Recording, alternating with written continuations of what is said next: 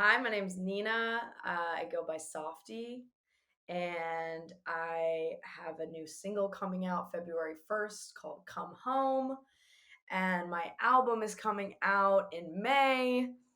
It's called Natural. I'm very excited about both of those things.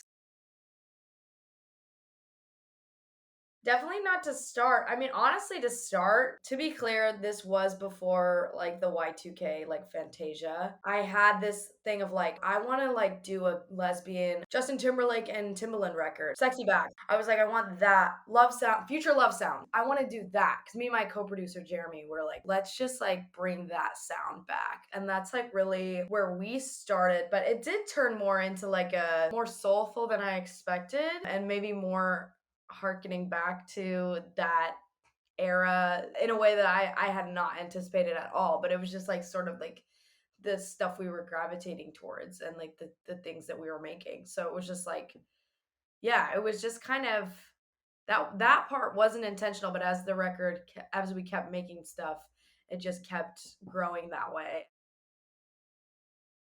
I do. I mean, that was my goal in general with Softee. I was like, I just want to make feel good pop music, but like, not that that can't contain complexity. But I think with this album, especially, like, I was also in a place in my life where I was just like fresh off a breakup and like, I just wanted to.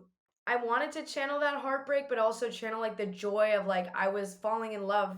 I went through a breakup and then I was newly falling in love with someone, and like those feelings, I think that cocktail just like created this kind of sound where it was like I just want a feel good kind of dance record with some like some little heartbreak ones in there. None of the singles have really been that yet, but there are on the record some more slower ones that are a little bit more like delving into that aspect of it. But I think with this particular project, it's been very central to like the, I guess, vibe. Like that feeling of just like wanting to dance and escape a little bit. I think it's so cool to see more and more visibility for like queer, especially queer pop projects and people.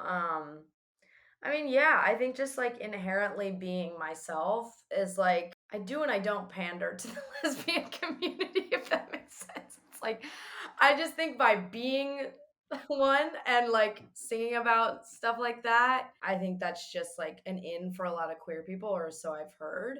I mean, it's amazing. And the shows have been more and more just like filled with like it just feels more so much more community based because like building this New York fan base, it's like more and more familiar faces are coming to the shows, just fans and like queer people and queer community is forming, and I see it at the shows, and that is probably like the sickest part is just like, wow, I've created a space, a safe space for these people. And like the last show, like it was like a party. It was like there was these two amazing hot girls like making out in the middle of the dance floor all night, and I was like, yes, that's the shit I want to see. And that's like, thank God this is like there's a container here that like allows for that and that like joy and safety. And yeah, I hope for that to be true for everybody at like shows or that listen to my music, you know what I mean? I went through a really bad breakup in 2020 of a long-term relationship. It ended. It was pretty rough. A lot of recovery. Then I quickly fell in love, like very quickly after that. And it was sort of very discombobulating to be like, wait, am I ready for like another relationship? Like what am I doing? What's going on? And then I wrote a lot of music about that. And simultaneously, my really good friend Jeremy and I were doing sessions together, and he's this amazing producer who co-produced and engineered the whole record with me. And he is incredible. And he had also been moving through his own kind of thing where he fell in love and moved to Germany, which was like a really crazy, like he moved from New York to Germany during the pandemic, and that was a whole other thing. So we were both experiencing like, these really kind of monumental transitions in our lives. And yeah, I spent the summer in Berlin in 2021 with him, and that's when we recorded a lot of the album. So I there were some songs that we I had written before that we were sending kind of back and forth to each other and working on, and then there were a lot of songs we did in Berlin, just like really concentrated studio time of like 2 to 3 days of like just spending all night recording, and like we didn't have that much time in the studio, so we were just like, let's go, let's go, let's go. And then that's basically where most of the album formed, is 2021 Berlin. And then after that, it's been sitting around waiting to be out there. And it's finally like the singles are coming out. Feels so good because this is probably the longest I've sat on a project. So I'm with City Slang Records, and this is a newer signing. And before that, I've been putting out music independently, which is just a very different ball game because there's no strategy. I mean, for me, there was no strategy. I'm just like, cool, I made something, put it on the internet, like immediate, almost to a, like, probably a bad thing. It was just like really like, whatever. Um, so it's really nice. This is the first release that's really formally like, there's strategy behind it. There's a LP, there's a vinyl coming out, like all these really cool, exciting things that feel like such a step level up from what I was once doing. But also the flip side of that is like I've never waited this long to do like, oh, it like that my ADHD gets really bad, and then I like, if I sit on something for too long, I'm like, does this suck now? Does this suck? Not that I think this sucks. I don't think it sucks, but there's like the doubts start to enter your head before you can kind of get the validation of like putting it out there. So that's been an interesting journey to be like, wow, it's been a long time. Like these have been incubating for a really long time, and it's so bizarre to finally see them like reach an audience. It's like it's crazy. Oh, I'm never not listening to other people. Like I have a I kind of have the opposite belief actually, where I'm like everything through osmosis, please. I'm like I listen to everything, especially when I'm not creatively feeling inspired. I just listen, listen, listen, consume, consume, consume. And it's a big trust exercise of like something will spark something subconsciously down the road. And that's happened over and over again. It's just like I'll play a certain thing, like I'll be like, in a session or something, and I'm like, huh, that does sound so much like this one song I've been addicted to. But I'm careful not to like rip it off, but it's like, oh, that was definitely inspired by that stuff. And I think that's cool. I don't know. I think that's like what art is.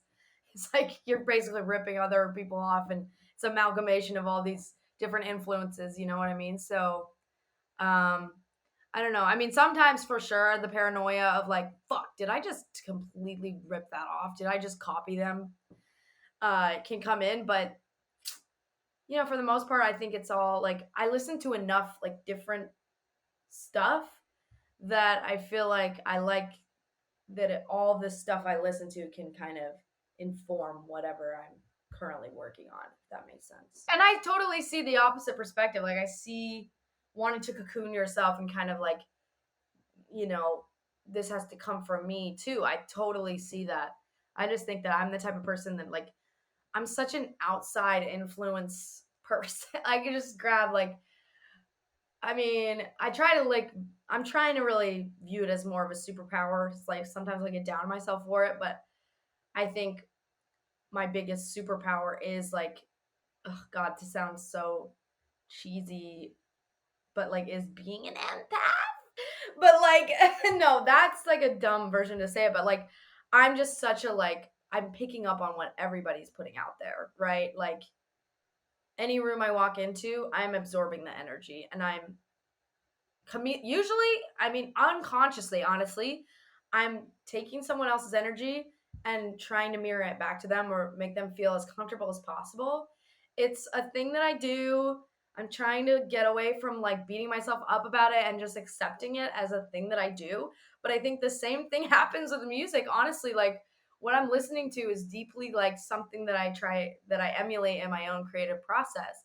And I think that's cool, like, because I'm not ever listening to one thing exclusively. I'm listening to tons of shit and letting it all kind of synthesize in my head, hopefully, and like make something that's my own thing that's just a synthesis of all this stuff.